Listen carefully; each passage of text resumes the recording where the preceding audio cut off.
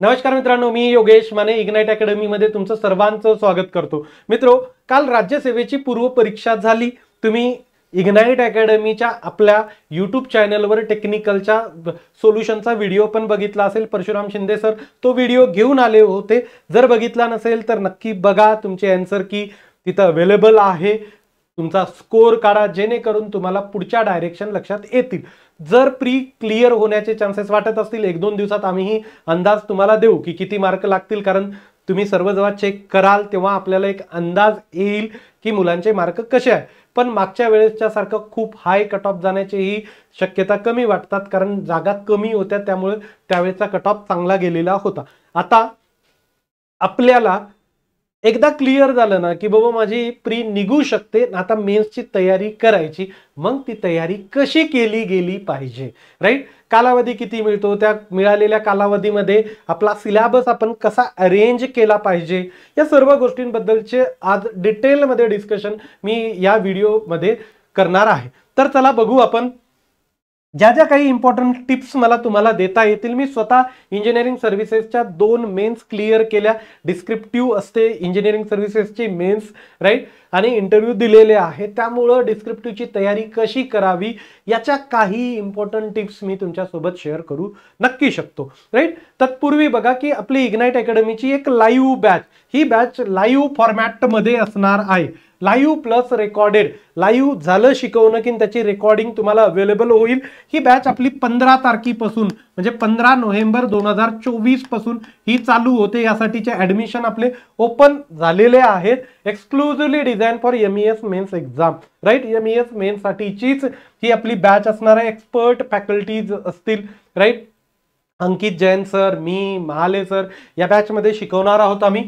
त्याच सोबत comprehensive taste series असेल, तुम्हाला टेस्टमध्ये तुमचं आन्सर कसं लिहिलं गेलं पाहिजे याबद्दलचं प्रॉपर गायडन्स तुम्हाला मिळणार आहे। त्याच सोबत regular answer writing practice sessions तुमचे होतील। त्याच सोबत जे PYQs आहेत, कशाचे, इंजिनिअरिंग सर्व्हिसेस, मग ती महाराष्ट्र असो किंवा UPSC इंजिनिअरिंग सर्व्हिसेस असो, सिव्हिल सर्व्हिसेस, फॉरेस्ट सर्व्हिसेस, यामध्ये जे डिस्क्रिप्टिव्ह क्वेश्चन सिव्हिल इंजिनिअरिंगचे विचारले गेलेले आहेत, अशा सर्व व्हरायटीज ज्या आहेत ते तुमच्या कोर्समध्ये कव्हर केल्या जाणार आहेत, जेणेकरून तुम्हाला एक आयडिया येईल की आपल्याला क्वेश्चन्स कसे सॉल्व्ह करायचे, त्यांचे आन्सर्स कसे लिहिले गेले पाहिजेत, मार्क कसे जास्तीत जास्त घेऊन येतील, राईट। तर पुढे चालू, आणि ही बॅच तुमची 9,999 रुपये प्लस GST मध्ये अवेलेबल आहे।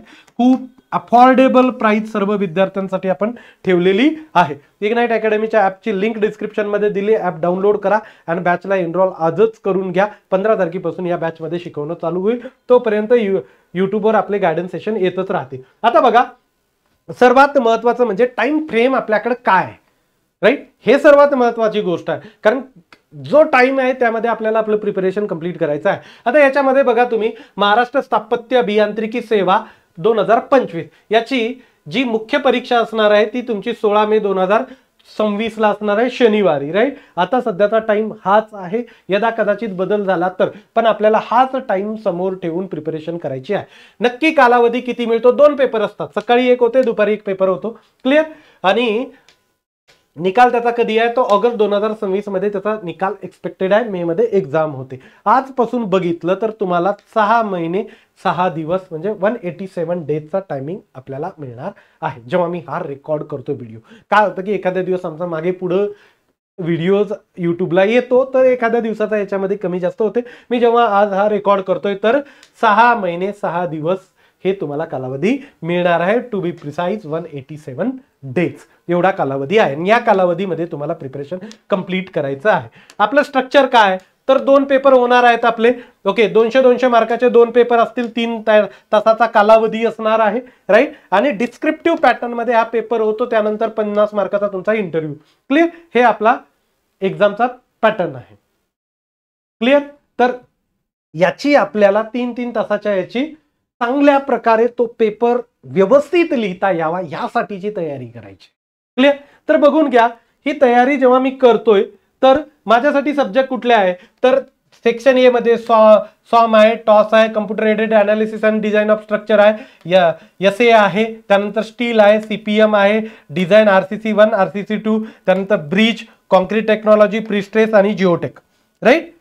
नंतर तुमचं पेपर 2 मध्ये सर्वे आहे, इंजिनिअरिंग मटेरियल्स आहे, बिल्डिंग प्लॅनिंग कन्स्ट्रक्शन आहे, फ्लूइड मेकॅनिक्स मशीन्स आहे, इरिगेशन आहे, हायवे आहे, टनल आहे, इस्टिमेशन कॉस्टिंग आहे, त्यानंतर इंजिनिअरिंग हायड्रोलॉजी एन्व्हायरमेंट, एवढे सब्जेक्ट तुम्हाला आहेत.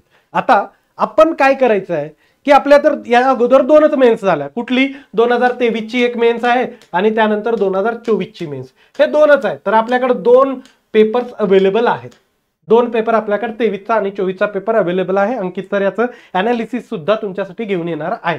क्लिअर. 23च्या पेपरचं 24च्या पेपरचं म्हणजे कुठल्या सब्जेक्टला किती वेटेज होतं दोन्ही वर्षाचं हे सर्व तुमच्या पुढे ते सांगणारच आहे. आता या 2च क्वेश्चन पेपरच्या अंदाजावर आपण प्रिपरेशन करू शकतो का?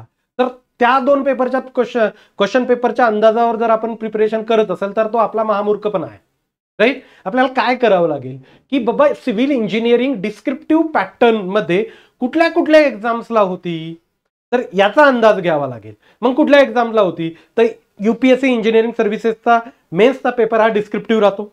त्यानंतर सिव्हिल इंजिनिअरिंग सर्व्हिसेस म्हणण्यापेक्षा सिव्हिल सर्व्हिसेस म्हणजे IAS IPS यांच्यासाठी जो मेन्सचा पेपर आहे त्याच्यामध्ये सुद्धा सिव्हिल इंजिनिअरिंग आहे. त्यानंतर Indian forest services, foreign services नाही म्हणत मी, फॉरेस्ट सर्व्हिसेस, राईट, ज्याला आपण IFS म्हणतो, त्या IFS मध्ये सुद्धा सिव्हिल इंजिनिअरिंग हा ऑप्शनल सब्जेक्ट असतो.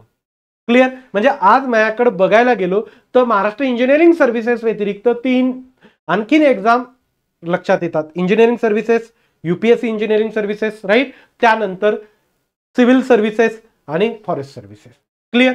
तर यांचे मला मागच्या 20 वर्षाचे क्वेश्चन पेपर अवेलेबल आहेत, मिळतात, मार्केटमध्ये अवेलेबल आहेत. मेडिझी पब्लिकेशन सारख्या काही पब्लिकेशन्स मध्ये यांचे पूर्ण सोल्युशन सहित अवेलेबल आहे. Forest services, civil services, engineering services. सर्वात पहिली गोष्ट जी मला करायची ते हे 3ही पुस्तकं माझ्या टेबलवर असणं गरजेचं आहे. मी जर सिरियस कॅन्डिडेट असेल तर माझ्याकडे सर्वात पहिले PYQचं अनालिसिस महत्वाचंच असतं. फक्त ऑब्जेक्टिव्ह एक्झामला का तर नाही, डिस्क्रिप्टिव्ह एक्झामला. जसं सॉम आहे, स्टॅटिक कंटेंट आहे. मागच्या 20 वर्षापासून इंजिनिअरिंग सर्व्हिसेस, फॉरेस्ट सर्व्हिसेस आणि सिव्हिल सर्व्हिसेसला विचारलं जातं. मग या 20 वर्षामध्ये बऱ्यापैकी व्हरायटीज ऑलरेडी विचारून झालेली आहे या 3 एक्झाम मध्ये, राईट. हा, माझ्या महाराष्ट्र इंजिनिअरिंग सर्व्हिसेस पेक्षा थोडीशी लेवल हाय आहे एक्झाम्सची, पण प्रॅक्टिस तर करावी लागेल ना चांगल्याही क्वेश्चनची. जर माझा पेपर डिफिकल्ट आला तर, आणि बऱ्याच वेळेस काय होतं की या 3 एक्झाम मधून ऍज इट इज क्वेश्चन उचलले जातात, आपल्या एक्झामला विचारले जातात. मी तुम्हाला दाखवू शकतो हे, अंकित सर त्यांच्या अनालिसिस मध्ये या गोष्टी दाखवतील पण. मग त्या लेवलची आपल्याला तयारी करणं ही गरजेचं आहे. मग शोधावं लागेल की कुठला सब्जेक्ट हा सिव्हिल सर्व्हिसेसला, इंजिनिअरिंग सर्व्हिसेसला आणि फॉरेस्ट सर्व्हिसेसच्या सिलेबसमध्ये आहे. ते केलेलं आहे मी तुमच्यासाठी, राईट. मी ही गोष्ट जी आहे एक्सरसाइज तुमच्यासाठी केलेली आहे. जसं मॅथमॅटिक्स आहे, civil services, engineering services, forest सर्व्हिसेसला आहे, राईट. MES ला आहे का नाही, मग मला यांचं करायची गरजच नाही मॅथमॅटिक्स. क्लिअर. त्यानंतर अप्लाइड मेकॅनिक्स. आता तुम्ही म्हणाल मॅथमॅटिक्स इंजिनिअरिंग सर्व्हिसेसच्या ते प्री मध्ये आहे, मेन्स मध्ये ते पण नाही आहे. क्लिअर आहे. ओके. फक्त मी अनालिसिस ठेवताना त्या गोष्टी ठेवल्या, मॅथमॅटिक्स तिकडे पण नाही आहे. ओके. आता अप्लाइड मेकॅनिक्स MES ला आहे, इंजिनिअरिंग सर्व्हिसेसला IAS IFS, राईट, इकडेही आहे. आता MES ला हा आपला सिलेबस. ओके. सर्वे. तुम्ही म्हणाल सर याच्यामध्ये डायरेक्ट तर मेकॅनिक्स दिसत नाही. मित्रा, स्ट्रेंथ ऑफ मटेरियलला थोडंफार मेकॅनिक्स लागतं, डायरेक्ट मेकॅनिक्स नाही आहे महाराष्ट्र इंजिनिअरिंग सर्व्हिस, थोडंफार लागतं. म्हणून इथं जे आपण लिहिलेलं आहे की हे बेसिक लिहिलेलं आहे ब्रॅकेट, एकदम बेसिक. हे इकडल्या याला नाही आहे, फक्त अनालिसिस कंपॅरिझन साठी मी घेतलेला आहे. हाही सब्जेक्ट आहे. सॉम आहे, सॉम माझ्या सिलेबस मध्ये आहे, राईट. सॉम जो आहे तो सर्वीकडेच आहे आणि तुम्हाला सॉमला क्वेश्चन सुद्धा प्रॅक्टिसला खूप चांगले अवेलेबल आहेत या 3ही एक्झाम मध्ये. इकडेही माझा सॉम आहे MES मध्ये. ओके. त्यानंतर सिव्हिल सर्व्हिसेस मध्ये, इंजिनिअरिंग सर्व्हिसेस मध्ये आहे, थोडीशी डेप्थ जास्त आहे, IAS मध्ये आहे आणि IFS मध्ये पण आहे.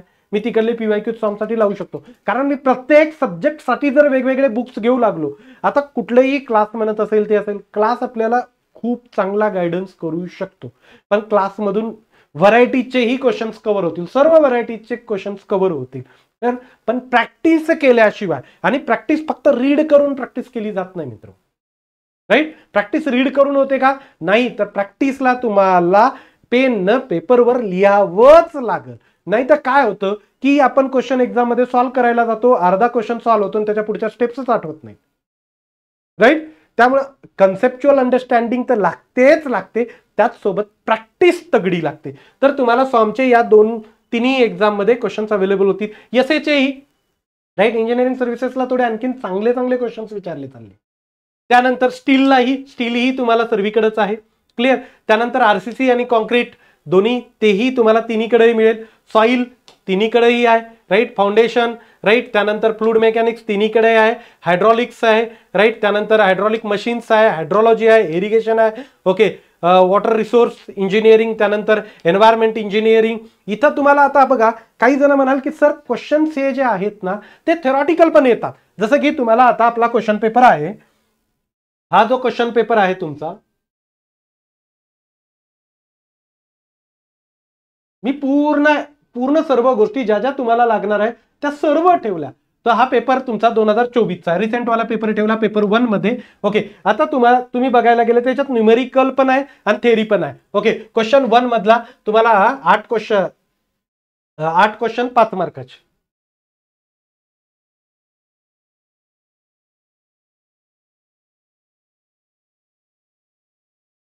ABC, त्यानंतर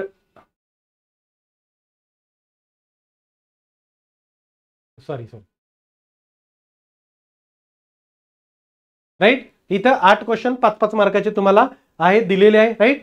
न्यूमेरिकल आहे, थेरी पण आहे, क्लिअर. हे आता A numerical, B numerical, right. त्यानंतर C develop the stiffness matrix for prismatic beam member with both end fix, clear. म्हणजे तुम्ही त्याला थेरॉटिकल म्हणा या डेरिव्हेशन टाइप म्हणा. त्यानंतर explain the effect of temperature change in 2 hinged arch, right, theory, right. नंतर तुम्हाला पुन्हा न्यूमेरिकल्स, राईट, पुन्हा numericals. Explain the Euler's theory of buckling column, derive the equation for critical or Euler's load for a column hinged at both the end and subjected to axial compressive load P, clear. म्हणजे हे तुम्हाला derivation आहे. याच्यामध्ये तुम्हाला derivation आलं, numerical आलं, theory आलं, clear. पुन्हा न्यूमेरिकल्स, राईट. खाली थेरी न्यूमेरिकल, हे सगळा पॅटर्नच तुम्हाला थेरी न्यूमेरिकल. पेपर 1 मध्ये जास्त न्यूमेरिकलच दिसतील तुम्हाला, थेरी थोडीशी कमी दिसेल, राईट. हे 8 क्वेश्चन कंप्लीट झाले. आता पेपर 2 मध्येही तुम्हाला थेरी बऱ्यापैकी दिसेल, राईट. त्यानंतर थेरी, मॅक्झिमम थेरी दिसायली तुम्हाला, न्यूमेरिकल पण आहे, थेरी पण आहे, क्लिअर. आता मग तुम्ही म्हणाल सर इंजिनिअरिंग सर्व्हिसेस झालं, फॉरेस्ट सर्व्हिसेस झालं, सिव्हिल सर्व्हिसेस झालं, याच्यामध्ये थेरी विचारली जाते. तुम्ही पेपर बघा, त्याच्यामध्ये तुम्हाला थेरी पण मिळेल आणि न्यूमेरिकल पण मिळेल, दोन्ही थेरी असेल आणि न्यूमेरिकलही, क्लिअर आहे. त्यामुळे दोन्हीची तयारी करायची आहे. आता तुम्ही फॉर्मसाठी बुक घ्यायले, एसए साठी बुक घेताय, एस्टिमेशनसाठी बुक घेताय, प्रत्येकासाठी बुक घेणं पॉसिबल आहे का?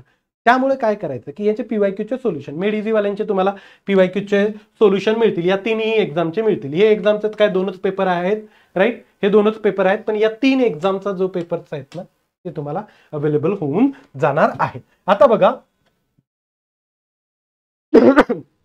याचे कुठलं मेड इझीचे तुम्हाला सोल्युशन मिळतील, ओके. मेड इझी ऑनलाईनच अवेलेबल होईल, मोस्टली ऑफलाईन त्यांच्या सेंटर्सला इथं मिळतील पुण्याला असं वाटत नाही. ऑनलाईन तुम्ही मागवू शकता, या तिन्हीचे सोल्युशन सहित मागवा, सोल्युशन सहित मिळतं, राईट. जेणेकरून काय होईल की तुमची प्रॅक्टिस चांगली होईल, सोल्युशनही तुम्हाला माहिती राहील की याचा फायनल आन्सर काय आहे, कसं लिहिलं जातं. थेरी ही या एक्झाम्स मध्ये विचारली गेलेली आहे, न्यूमेरिकलही विचारले गेलेले आहे, आणि हे जर सॉल्व्ह झाले ना तुम्हाला लक्षात येऊन जाईल की all varieties covered, right. Difficult question cover होतील, इझी क्वेश्चन्स कव्हर होतील, थेरी कव्हर होईल, न्यूमेरिकल्स कव्हर होतील, त्यासोबत डेरिव्हेशनही कव्हर होईल. काही तुमचं असं मोस्टली या 3 एक्झाम मध्ये मिळून काही विचारायचं असं त्यांनी सोडलेलंच नाहीये. आणि मी तुम्हाला दाखवलं की ऑलमोस्ट सिलेबस बाकीचेही सब्जेक्ट आहेत, राईट. त्यानंतर तुमचं ट्रान्सपोर्टेशन, रेल्वे, एअरपोर्ट, सर्वे, राईट, महत्वाचे सब्जेक्टमध्ये. त्यानंतर कॉन्क्रीट आहे, सीपीएम पट आहे, एस्टिमेशन आहे, कॉन्क्रीट आहे, राईट, जिओटेक आहे, इंजिनिअरिंग मेकॅनिक्स एवढं काय आपल्याला इकडं महत्वाचं नाही आहे. ओके, काय बेसिक आहे एकदम. तुम्ही म्हणाल सर सिलेबसमध्ये तर दिलं नाही पण फॉर्मसाठी लागतं. त्यानंतर सर्वे आहे, मटेरियल टेस्टिंग, न्यूमेरिकल तर आपल्या सिलेबसमध्ये नाही आहे. ओके, बऱ्यापैकी सगळेच विषय आहेत, म्हणजे MES चे सर्वच आहे. त्या ॲडिशनल तुम्हाला सिव्हिल सर्व्हिसेसला मिळतील सब्जेक्ट. क्लिअर, म्हणजे एक तर आपल्याला लक्षात आलं ना. आणि यानं काय होईल की तुमचे जे 6 महिने आहेत ना, त्या 6 महिन्यामध्ये बऱ्यापैकी सर्व सब्जेक्टचे कव्हर होतील क्वेश्चन्स, सर्व सब्जेक्टचे. तुम्ही जर तुम्हाला थोडं काय असतं की कधी कधी आपण एवढे रिसोर्सेस वापरतो ना, एवढे रिसोर्सेस वापरतो, कळतच नाही कधी कशातून करायचं ते. त्यामुळे आपल्याला आता लक्षात आलं ना, एवढ्या 3 एक्झामचे PYQ वापरायचे, सॉल्व्ह करायचे. आणि हे सॉल्व्ह करता करता तुम्हाला तुमचे MES मध्ये आलेले क्वेश्चन्स लक्षात येतात. अरे हा क्वेश्चन इथून घेतला का, राईट, हे फील होईल, तुम्ही फील होईल. डायरेक्ट जर घेता आलं नाही समजा तर मित्राचे पहिले बघा बुक्स वगैरे, की अरे खरंच आलेलं आहे का, राईट. गरज असेल वाटल्यास तुम्ही इथं या इग्नाइटच्या आपल्या पुण्याच्या ऑफिसला, मी तिथं तुम्हाला दाखवतो या गोष्टी की हे असं असं आलेलं आहे. क्लिअर. त्यामुळे तुम्ही चांगल्या प्रकारे व्यवस्थित तयारी करा. या PYQs तुम्हाला तिथं मिळणार आहे. क्लिअर. आणि सगळ्यात महत्वाचे आता तुम्हाला इथं बघा सर्व याच्याबद्दलची मी माहिती पण लिहिलेली आहे. क्वेश्चनची लेवल बोलत बोलत मी ही सर्व माहिती तुम्हाला सांगितलेली आहे की महाराष्ट्र इंजिनिअरिंग सर्व्हिसेसला खूप डेप्थमध्ये आतापर्यंत क्वेश्चन विचारले गेलेले नाहीत. पण याचा अर्थ असा होत नाही, जर क्लास 1 ऑफिसर बनायचं असेल तर मग आपल्याला तयारी पण चांगली करावी. क्लास 1 क्लास 2 चांगल्या रेप्युटेड पोस्टवर आपल्याला पोहोचायचं असेल तर मग तयारीही त्याच वेळची पाहिजे. ते इझी करून पुढे निघतो असं म्हणता येत नाही. डिस्क्रिप्टिव्हची तयारी चांगली डेप्थमध्येच करा, जे की पॉसिबल आहे करणं, राईट. पॉसिबल नाही असं नाही. तुम्ही आजच्या घडीला जर 0 असाल ना डिस्क्रिप्टिव्ह बद्दल, माझी प्री निघाली, राईट, आणि मी प्री बाबा माझं नॉन टेक्निकल खूपच आउटस्टँडिंग होतं, टेक्निकल एवढं भारी नाही आहे, पण माझी प्री निघते. मग प्री निघते ना, तर आजपासून तुम्हाला 6 महिन्याचा कालावधी आहे. या 6 महिन्याच्या कालावधीमध्ये तुम्ही मेन्स एवढं जबरदस्त प्रिपरेशन करू शकता ना, 0 पासून सुरुवात करू शकता. क्लिअर. फक्त वेळ द्यावा लागेल, प्रॅक्टिस करावी लागेल आणि प्रत्येक क्वेश्चनला लिहून पाहावं लागेल. डेरिव्हेशन जे आहेत ना, 5-5, 6-6 वेळाच डेरिव्हेशन तुमचे सॉल्व्ह झालेले पाहिजे. कोणी म्हणतात की डेरिव्हेशन सर कमी विचारतात, पण आपण चान्स घ्यायचा नाही. सगळ्या गोष्टी ज्या पॉसिबल आहेत ना त्या सगळ्या व्यवस्थित डेप्थमध्ये करायच्या. क्लिअर. सगळ्या डेप्थमध्ये केल्या गेलेल्या पाहिजेत.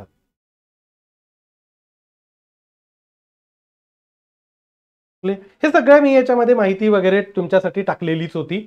ओके, क्वेश्चन पेपर ही या रेफरन्सला माझ्याकडे ठेवलेलाच होता. आता स्ट्रॅटेजीमध्ये सर्वात पहिली गोष्ट काय की प्रॉपर व्यवस्थित आपली बॅच आहे, राईट. कन्सेप्ट व्यवस्थित समजून घ्यायचे, कन्सेप्ट अंडरस्टँडिंग. आणि सर्वात महत्वाची गोष्ट हे घ्या, स्टॅटिक सिलेबस आहे हा, स्टॅटिक सिलेबस आहे,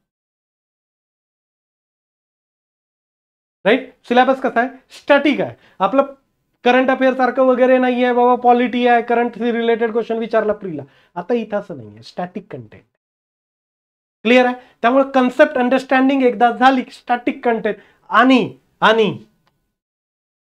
रायटिंग महत्वाची आहे, रायटिंग महत्वाची आहे, राईट. सर माझी हँडरायटिंग खूप खराब आहे, पण प्रॉपरली ना हँडरायटिंग खराब जरी असेल, रातोरात मी 6 महिन्यामध्ये खूप हँडरायटिंग चांगली करू शकत नाही, पण मेथड तर चांगली करू शकतो लिहिण्याची. न्यूमेरिकल जसं एखादा क्वेश्चन सॉल्व्ह केला, न्यूमेरिकलचं फायनल आन्सर आलं, राईट, तर मग आन्सर्स करून त्याचे पूर्ण आन्सर्स व्यवस्थित लिहायचे किंवा त्याला बॉक्स वापरायचा, असं करू शकतो आपण. आणि रायटिंग मध्ये तुम्हाला न्यूमेरिकल हेही सॉल्व्ह करून पाहायचे. सगळ्यात महत्वाचा प्रॉब्लेम काय येतो माहितीये का, एखाद्या क्वेश्चनला आपल्याला येते म्हणून सुरुवात केली आणि तो क्वेश्चन आपल्याला पुढे जमतच नाहीये, हे सगळ्यात मोठी डेंजर केस आहे. टाइम घेऊन गेला, येत नाही हे कळालं तर दुसरा तरी सॉल्व्ह केला असता, पण हा येतो म्हणून सुरू केलं, टाइम घेऊन गेला आणि पुन्हा आलाच नाही. खूप डेंजर सिच्युएशन आहे, ती नाही झाली पाहिजे. त्यासाठी जेव्हा प्रॅक्टिस करता न्यूमेरिकल सॉल्व्ह करूनच प्रॅक्टिस करा. एक्झाम मधलं प्रत्येक क्वेश्चन तुम्ही प्रॅक्टिस मध्ये आलेला पाहिजे. मग ते डेरिव्हेशन्स का असो ना, डेरिव्हेशन सुद्धा. आता काही जणांचं असं होतं, सर मग थेरी तर रीड केली तर चालेल ना हो, थेरी पण रीड करू नका, थेरी पण लिहून पहा. अरे हे काय, आपल्याला वाटतं रीड करताना हे येतं ते येतं ते येतं, तसं होत नाही. तिथं मुद्देसूर लिहावं लागतं. हे का तुझी युनिव्हर्सिटीची एक्झाम नाही मित्रा की किती लेंथ बघून मार्क देतील, राईट? तुमचे मार्क व्यवस्थित चेक होऊन रीड करूनच येत असतात, लक्षात घ्या.